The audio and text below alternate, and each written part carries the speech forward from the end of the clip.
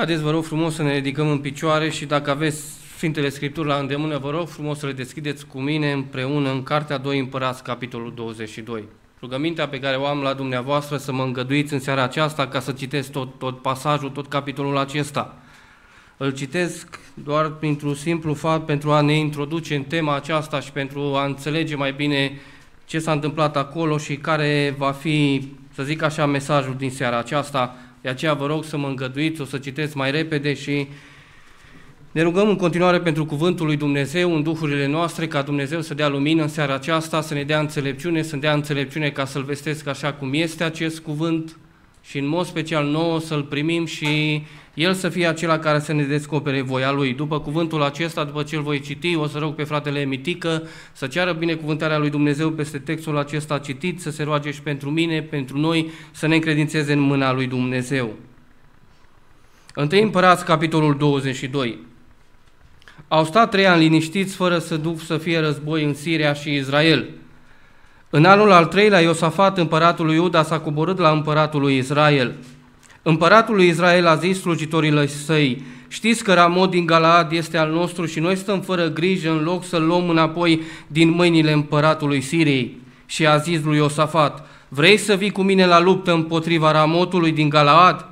Iosafat a răspuns împăratului lui Israel: eu voi fi ca tine, poporul meu ca poporul tău, caii mei ca ai tăi. Apoi Iosafat a zis împăratului lui Israel: întreabă acum, te rog, cuvântul Domnului. Împăratul lui Israel a strâns pe proroci în număr de aproape 400 și le-a zis: să merg să lupt împotriva Ramotului din Galaad sau să mă las? Ei au răspuns: suie-te și Domnul îl va da în mâinile împăratului. Dar Iosafat a zis: nu mai este aici niciun proroc al Domnului ca să-l putem întreba? Împăratul lui Israel a răspuns lui Iosafat: mai este un om prin care putem să întrebăm pe Domnul, dar îl urăsc, căci nu-mi prorocește nimic bun, nu prorocește decât rău, este Mica, fiul lui Imla. Și Iosafat a zis: să nu vorbească împăratul așa. Atunci împăratul lui Israel a chemat un dregător și a zis: trimite și adu îndată pe Mica, fiul lui Imla.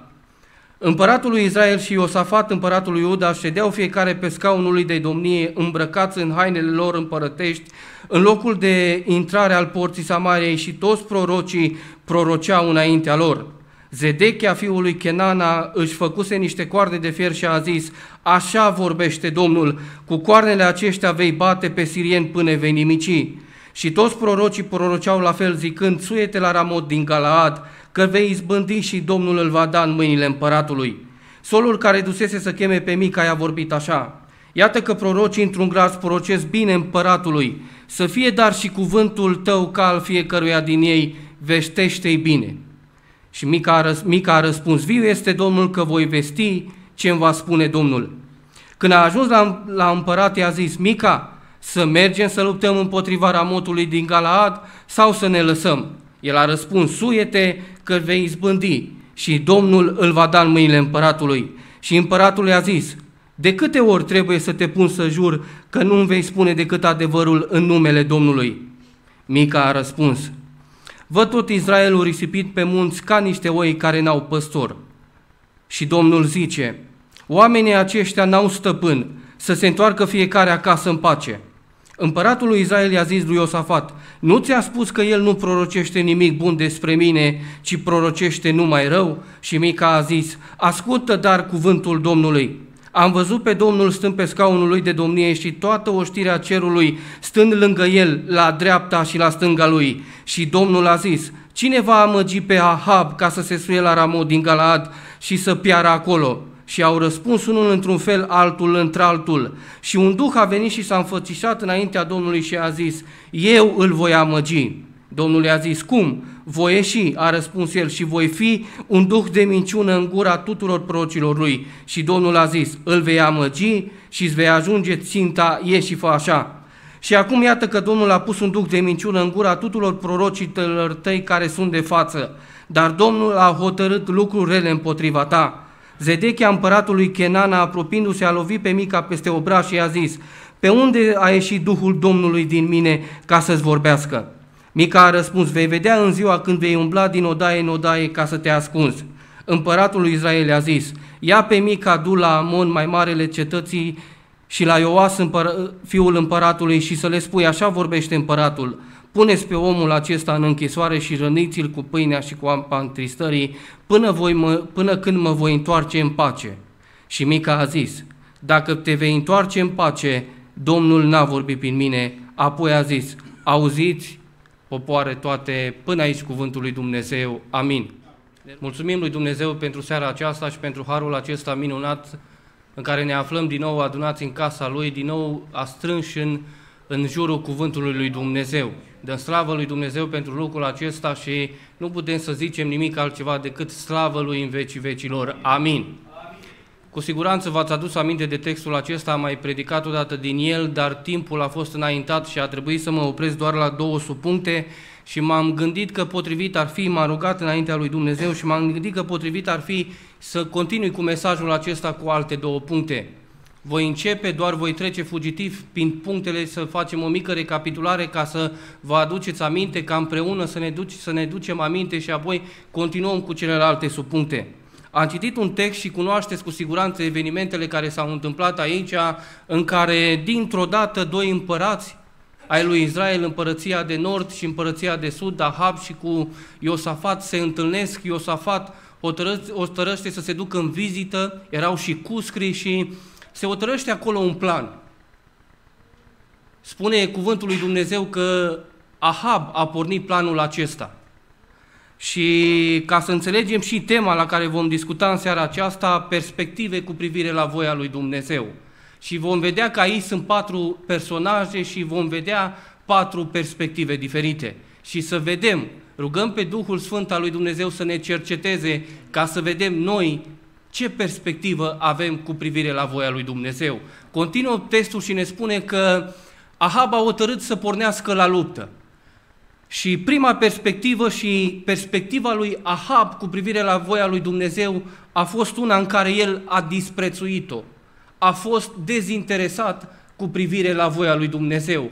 Textul nu ni se spune textul nici aici, nici în 2 Cronici, capitolul 18, care prezinte la fel evenimentul acesta, că Ahab ar fi fost interesat de voia lui Dumnezeu. Ahab n-a fost interesat de voia lui Dumnezeu, nu l-a interesat ce zice Dumnezeu. Cunoaștem împăratul acesta, îl cunoaștem cât de rău a fost, ce rău a făcut în Israel împreună cu soția lui. Numai dacă întoarcem o pagină, vedem ce i-au făcut un Nabot, cum i-au luat via și vedem apoi că are parte și de o smerenie. Spune că s-a smerit în post, s-a smerit în sac și cenușă și Dumnezeu i-a plăcut lucrul acesta. Dumnezeu l-a lăudat cu privire la lucrul acesta, l-a vorbit frumos și ne-am fi așteptat la el ca de acum încolo să aibă o altă atitudine, să fie un alt Ahab. Dar vedem că lupul schimbă părul, dar năravul ba, și îl vedem că nu este deloc interesat de voia lui Dumnezeu. Nu îl întreabă pe Dumnezeu, Doamne, Tu ce dorești? Ne întoarcem la noi în zilele acestea și ne punem întrebarea în seara aceasta, eu, ce perspectivă am cu privire la voia lui Dumnezeu? Când a fost ultima dată când l-am întrebat pe Dumnezeu cu privire la voia Lui într-un lucru? Am fost eu interesat de voia lui Dumnezeu sau am fost dezinteresat? Atunci când nu ești interesat de voia lui Dumnezeu, înseamnă că nu vrei să-L implici pe Dumnezeu. Înseamnă că nu dorești să afli părerea lui Dumnezeu. Nu dorești să știi, nu vrei să ai de-a face cu Dumnezeu. Este și o atitudine de mândrie în care te crezi mare, te crezi tare, în sensul că tu ești stăpân pe ceea ce faci și hotărârea aceasta o vei lua prin puterile tale și o vei duce prin puterile tale. Vedem aici un Ahab mândru, un Ahab îngânfat, un Ahab care nu are legătură cu Dumnezeu și astfel el disprețuiește voia lui Dumnezeu. Are o atitudine greșită, este dezinteresat de voia lui Dumnezeu. Mă rog Domnului în seara aceasta ca niciunul dintre noi să nu avem atitudinea aceasta. Mă rog Domnului ca să fim conștienți că avem nevoie de voia lui Dumnezeu. Voia lui Dumnezeu, vreau să vă spun că nu este ceva abstract. Voia lui Dumnezeu nu este ceva așa pe care apelăm așa dintr-o dată, azi facem voia lui Dumnezeu, mâine nu facem voia lui Dumnezeu. Suntem și noi ca acei copii care știu ce vor părinții de la ei, dar se gândesc, lasă că astăzi nu-l ascult pe tata, mâine poate l-ascult. Copile, du-te, fă-ți curățenie în camera ta, 3 zile, săptămâni și eu nu fac curățenie și avem impresia că aceasta este voia lui Dumnezeu. Când vorbim de voia lui Dumnezeu, vreau să vă spun că noi vorbim de gândurile lui Dumnezeu. Când vorbim de voia lui Dumnezeu, vorbim de ceea ce îi place lui Dumnezeu. Vorbim de ceea ce dorește Dumnezeu de la fiecare dintre noi. Vorbim chiar de caracterul lui Dumnezeu. Vorbim de tot ceea ce ține de Dumnezeu când vorbim de voia lui Dumnezeu. De aceea voia lui Dumnezeu nu este ceva de neglijat, nu este ceva de lepădat, nu este ceva de luat doar când avem noi de nevoie, doar când credem noi că este de cuvință. Omul acesta a fost dezinteresat cu privire la voia lui Dumnezeu. Mergem mai departe și cuvântul lui Dumnezeu ne spune că împreună cu el mai era și Iosafat. Iosafat, spune cuvântul lui Dumnezeu, că era un împărat foarte credincios. A făcut o reformă foarte frumoasă în Israel. Spune cuvântul lui Dumnezeu că la un moment dat i-a luat pe leviți și i-a trimis din cetate în cetate ca să învețe poporul legea lui Dumnezeu. A fost un om credincios. Și întrebarea care se pune, oare cum au ajuns oamenii aceștia împreună? Cum a ajuns binele să locuiască împreună? Cum a ajuns lumina să locuiască împreună cu întunericul? Înțelegem din textul acesta că această unire a lor n-a fost una corectă, n-a fost una plăcută înaintea lui Dumnezeu. N-are ce căuta, spune cuvântul lui Dumnezeu, lumina și cu întunericul la un loc. N-are ce căuta. De aceea înțelegem că lumina își găsește plăcere doar cu oamenii luminii. Doamne, ajută-ne și pe noi la lucrul acesta. Amin. Spune textul că i-a răspuns lui Ahab, da, voi veni cu tine. Dar așa e că mai frumos ar fi sunat dacă de la început i-ar fi zis, Ahab, stai puțin, eu am un Dumnezeu, eu îi slujesc lui Dumnezeu, am un Dumnezeu care nu fac nimic fără El, am un Dumnezeu care El m-a ridicat pe tronul acesta, vreau mai întâi să-L întreb pe Dumnezeu. Așa e că ar fi sunat altfel lucrul acesta, dar vedem că Iosafat aici se pripește. Îi dă din pripă un cuvânt, îi dă din pripă un răspuns și spune, da, voi veni poporul meu ca poporul tău. Aici Ahab face o mică greșeală. Așa e că și noi de multe ori facem greșeala aceasta. Răspundem în pripă oamenilor și apoi ne dăm seama, de multe ori luăm și decizii în pripă. Ajungem de luăm decizii, poate semnăm ceva, poate plătim ceva și apoi ne dăm seama și lucrurile și ceea ce trebuie să plătim va fi mult mai mare. De aceea Iosafat ne stă înainte ca un exemplu că mai întâi să ne iese cuvântul pe buze, noi trebuie să-L întrebăm pe Dumnezeu. Doamne, care este voia Ta? Doamne, ajută-ne la lucrul acesta. Amin. Cuvântul lui Dumnezeu merge mai departe și, cum am spus, Iosafat își vine în fire.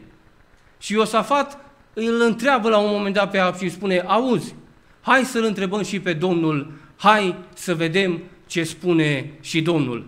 A doua perspectivă cu privire la Dumnezeu este că Iosafat a fost interesat de voia lui Dumnezeu. Pe Iosafat, într-un final și-a venit în fire și a dat seama. Dumnezeu l-a cercetat, poate cuvântul acela ceva s-a trezit în mintea lui, conștiința lui l-a trezit și a fost interesat de voia lui Dumnezeu. Întreabă voia lui Dumnezeu. Așa că este minunat să întrebi voia lui Dumnezeu. Revin din nou cu întrebarea aceasta, eu cum fac? Sunt eu interesat de voia lui Dumnezeu? Când am întrebat ultima dată pe Dumnezeu cu privire la voia Lui, într-un lucru sau în oricare alt lucru? Vedem aici că Iosafat este interesat de voia lui Dumnezeu. Aceasta este o atitudine de smerenie. Dacă la Ahab am văzut că era vorba de mândrie, Iosafat arată smerenie. Prin faptul că îl întreabă pe Dumnezeu, este o atitudine de smerenie. Ne smerim înaintea lui Dumnezeu, înțelegând că El este singurul care are autoritatea supremă asupra noastră. El ne-a cumpărat cu un preț, spune cuvântul lui Dumnezeu. De aceea trebuie să înțelegem și aspectul acesta, că noi când îl întrebăm pe Dumnezeu, este un aspect al smereniei, este o atitudine de smerenie. Dar din păcate prea mulți dintre noi, cu părere de rău zic lucrul acesta, suntem prea mândri. Ni se pare un lucru foarte așa ieșit din comun să-L întrebi pe Dumnezeu, Doamne, dar este voia Ta să iezi astăzi afară din casă? Poate tu vrei astăzi eu să stau în casă, să citesc cuvântul lui Dumnezeu mai mult, poate astăzi tu vrei să stau mai mult cu familia mea, poate astăzi tu vrei să stau mai mult cu soția mea. Ni se pare de multe ori că este un lucru foarte, nu știu așa, foarte, foarte special. Ni se pare un lucru eu să-L întreb eu pe Dumnezeu lucrul acesta. Dar spune cuvântul lui Dumnezeu în Marcu 3:35, spune așa, oricine face voia lui Dumnezeu, acela îmi este soră, frate și mamă. Oricare face voia lui Dumnezeu. Este o atitudine de smerenie. Atunci când îl întrebăm pe Dumnezeu, noi ne arătăm limitele. Ca și oameni nu ne place să avem limite. Este o vorbă în America, limita e cerul. Și toți oamenii tind să ajungă până la cer. Și omului nu-i place când îi spui că are limite, că este limitat.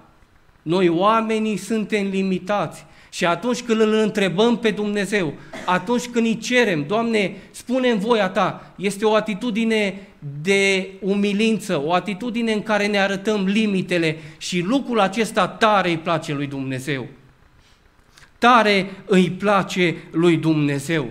Spune la un moment dat Dumnezeu că El dă har celor smeriți.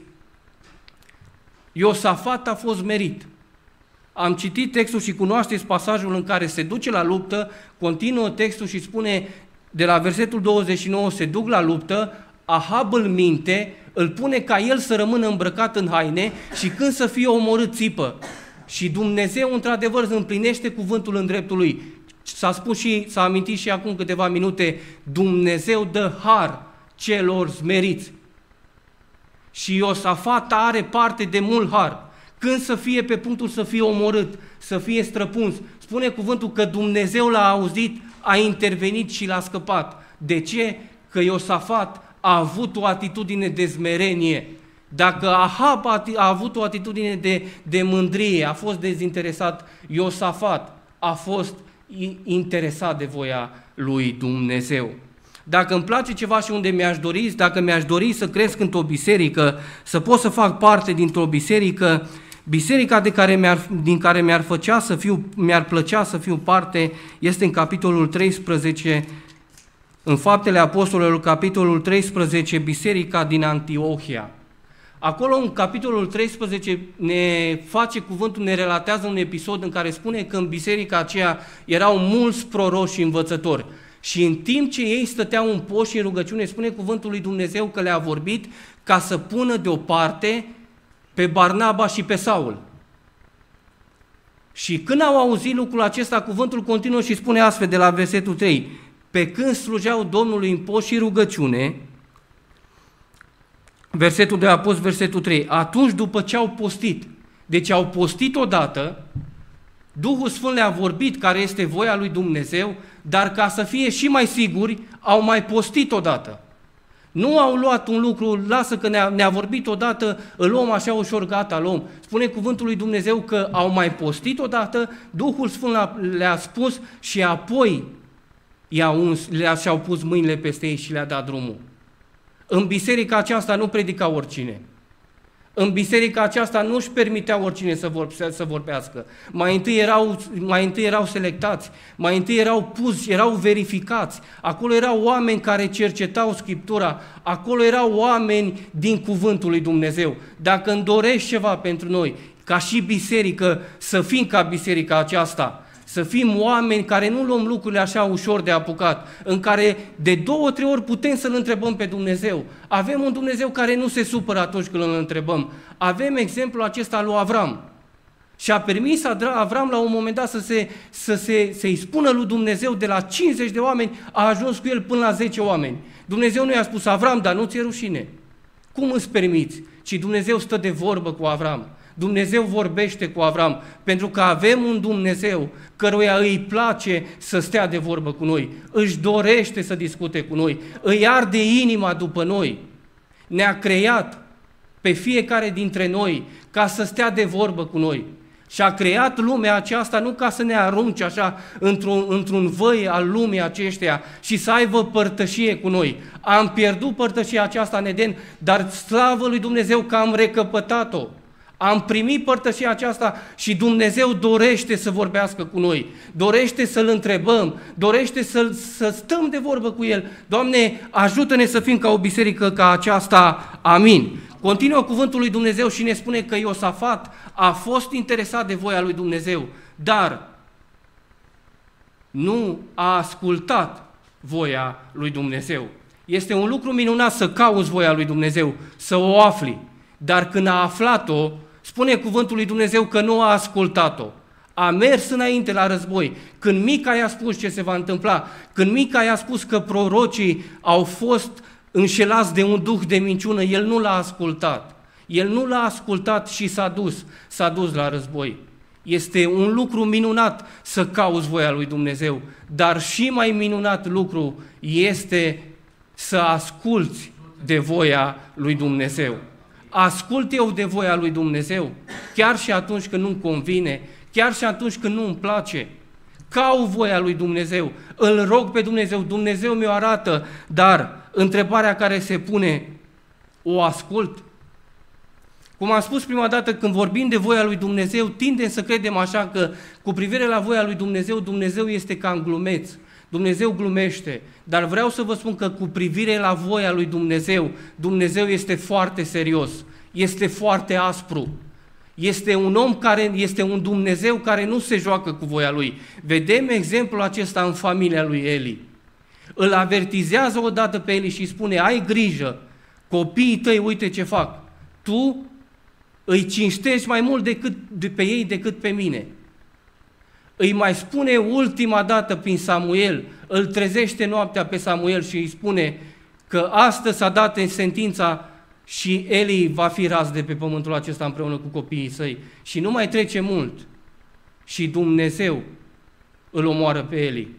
De aici înțelegem că voia lui Dumnezeu nu este ceva cu care să ne jucăm, nu este ceva cu care să glumim, nu este ceva care azi o iau, mâine nu o iau, astăzi ascult, mâine nu-l mai întreb că l-a întrebat prea mult, ci Dumnezeu este cât se poate de serios cu voia Lui. Atunci când nu ascultăm de voia lui Dumnezeu, noi ne răzvrătim împotriva lui Dumnezeu, noi ne întoarcem împotriva Lui. Avem exemplul acesta în Numeri, de unde s-a citit câteva capitole mai în spate, când sunt la punctul să intre în țara Canaan. Trimite Moise 12 iscoade și voia lui Dumnezeu era clară. Trebuiau să intre în țara lui Canaan. Dar spun că când au văzut uriașii, s-au împotrivit lui Dumnezeu, s-au răzvrătit împotriva lui Dumnezeu, au cârtit împotriva lui Dumnezeu, n-au vrut să asculte de voia lui Dumnezeu și astfel Dumnezeu a dat sentință în dreptul lor. Neamul acesta de oameni nu va intra în țară și au trebuit să stea în pustie până tot neamul acela a dispărut. Foarte multe exemple în Biblie vorbește despre atitudinea lui Dumnezeu cu privire la voia Lui. De aceea trebuie să înțelegem și mă rog Domnului în primul rând pentru mine ca să înțeleg voia Lui. Și nu doar să o aflu, să o caut, dar și atunci când nu o aflu, să mă supun voii lui Dumnezeu, să ascult de voia lui Dumnezeu, pentru că atunci dau dovadă într-adevăr că fac voia lui Dumnezeu, împlinesc voia lui Dumnezeu. Cuvântul lui Dumnezeu merge mai departe și apare pe scenă un așa anume Zedechia. Am văzut că Ahab a disprețuit voia lui Dumnezeu, n-a fost interesat, n-a căutat-o. Iosafat a căutat-o, dar nu a ascultat de voia lui Dumnezeu. Nu a ascultat-o la partea practică, când a trebuit să asculte, nu a ascultat lui Dumnezeu. Și a treia atitudine cu privire la Dumnezeu, Zedechia a mințit, sau am numit-o așa, Zedechia a mințit ca să impresioneze pe Ahab. Spune cuvântul lui Dumnezeu, la fel cum am citit, că și-a făcut 2 coarne și i-a spus că cu aceste coarne va bate acea armată. Îmi vine să râd pentru că cunoaștem ceea ce s-a întâmplat și de fapt care era planul lui Dumnezeu cu privire la ceea ce s-a întâmplat atunci. Omul acesta, Zedechia, și cei 400 de proroci sunt oamenii care mint de dragul popularității. Sunt oameni care renunță la voia lui Dumnezeu, care mint, care inventează cu privire la voia lui Dumnezeu, dar ca să impresioneze de dragul popularității. Zedechia a mințit și a inventat voia lui Dumnezeu de dragul lui Ahab. Îi plăcea să stea lângă Ahab, îi plăcea să stea la palat, se bucura de privilegii. Ca să fii la palat aveai privilegii și ca să rămâi acolo, spune cuvântul lui Dumnezeu, că trebuia să prorocești bine. Chiar dacă tu vedeai cine e omul acesta, chiar dacă Zedechia știa cu ce fel de om, dar vedem că mai și folosește cuvântul lui Dumnezeu, spune așa: așa vorbește Domnul. Câtă ușurătate să folosești cuvântul lui Dumnezeu.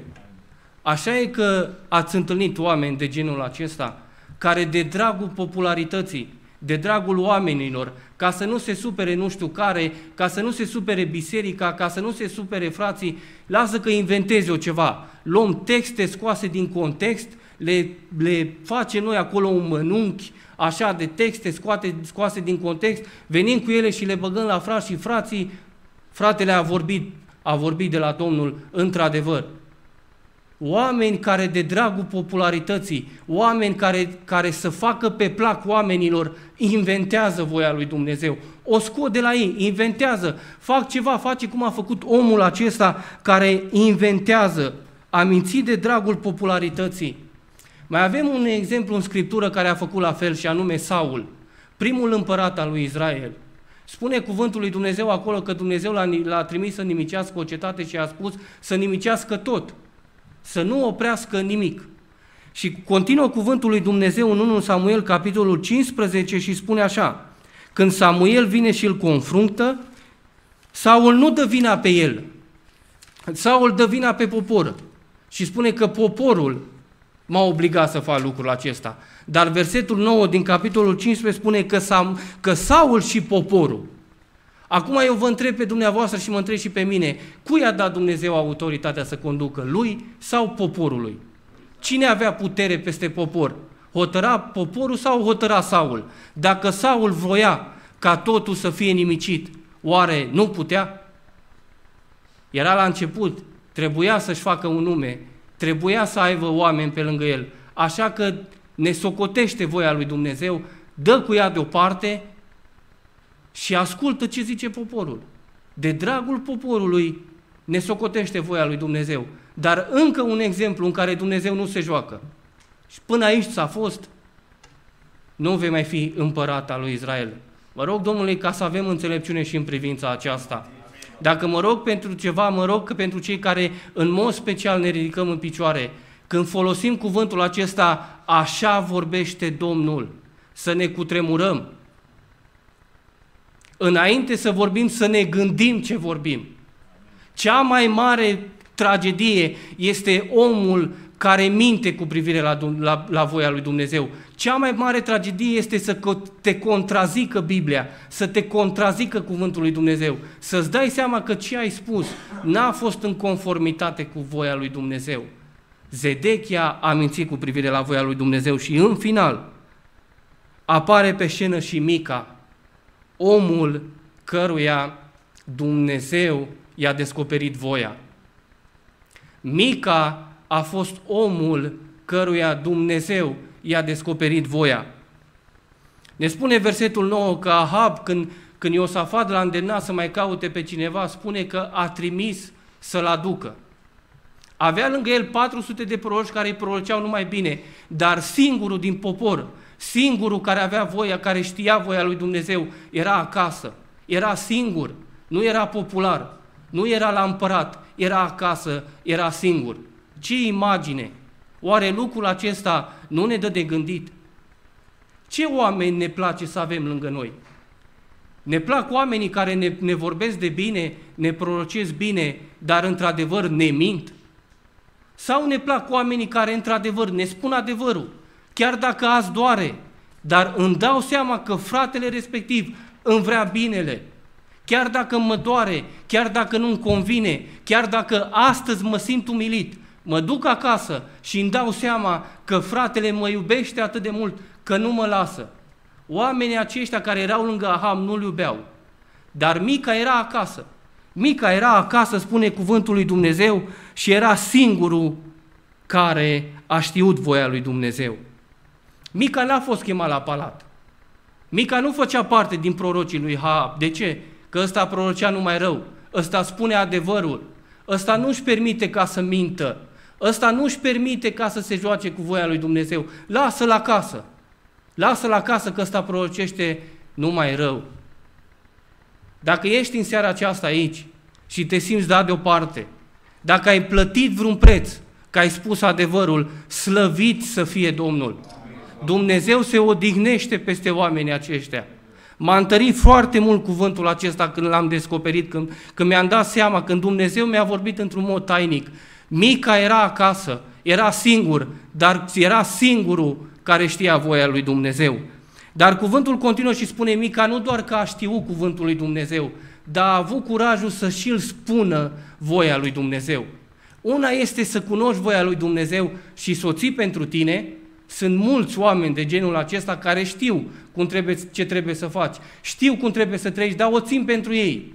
Nu-și fac dușmani, nu vor să-și ia împotrivire, ei vor să trăiască liniștiți. Dar Mica n-a fost omul acesta. Mica a spus voia lui Dumnezeu, a avut curajul acesta și vă rog să vă imaginați imaginea aceasta. Mica singură aici într-o parte și în altă parte 400 de proroci. Aceasta este imaginea. L-au adus pe Mica și l-au pus în mijloc. Mica singur împotriva la 400. Te întreb în seara aceasta și mă întrebi pe mine, ce ai fi făcut? Ai fi avut curajul să spui care este voia lui Dumnezeu? Aceștia sunt oamenii lui Dumnezeu. Oamenii peste care Dumnezeu se odihnește. Oamenii care au curaj să spună voia lui Dumnezeu. Oamenii care își asumă prețul, își asumă tot ce se va întâmpla. Mica a știut, putea pe parcurs să se schimbe.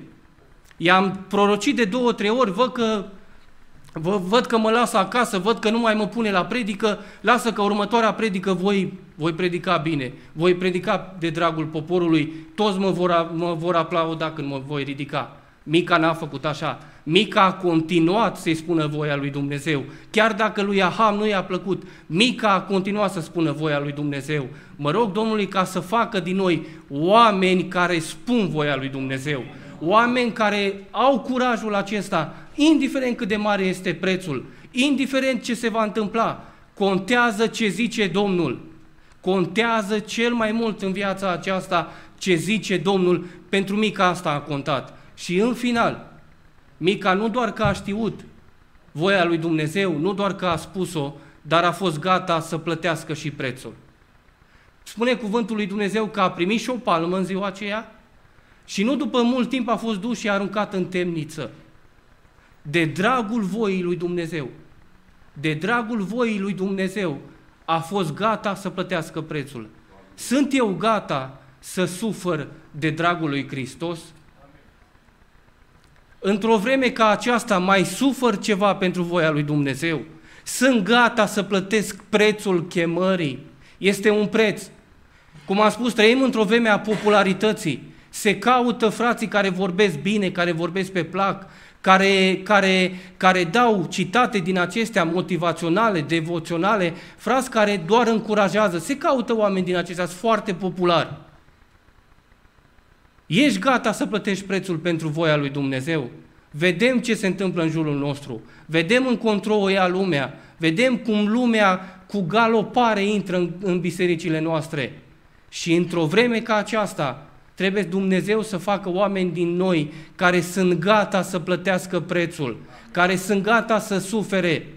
Se anunță vremuri grele pentru noi ca și biserică, ca și credincios în lumea largă. Se anunță vremuri grele în care cu siguranță Dumnezeu va face ceva. Cu siguranță și cred lucrul acesta că Dumnezeu va îngădui ceva, că prea stăm în confortul nostru, prea am iubit confortul acesta, prea ne place confortul acesta și nu mai suferim o vorbă.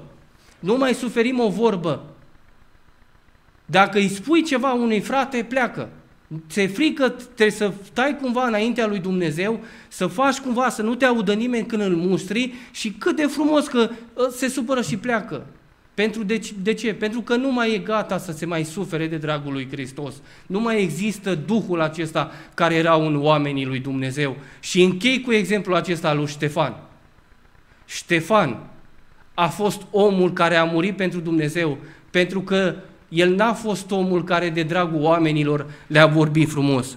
Uitați-vă ce atitudine are Ștefan cu privire la cei care îl ascultau.